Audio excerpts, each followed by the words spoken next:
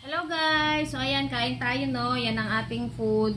Yan, meron tayong mango dito. Tapos meron tayong chicharon yan. At yung ating adobong kangkong no. At syempre, meron tayong kape.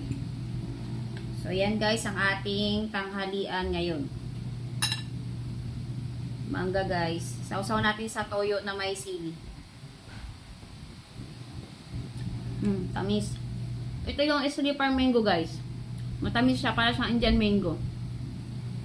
Pero yung lasa niya, mas masarap sa Indian mango.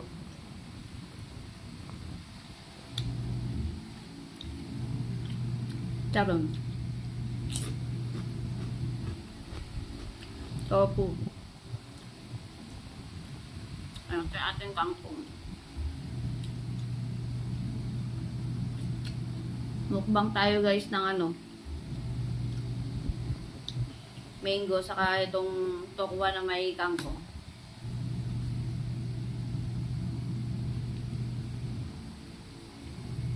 Sarap guys.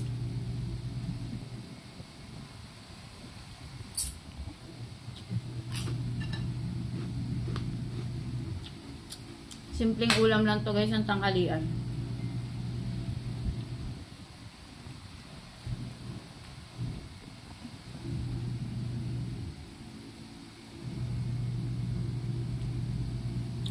At ayan naman guys, no, busin lang natin itong ating tanghalian. At yan po, thank you for watching and bye-bye! Thank you for watching.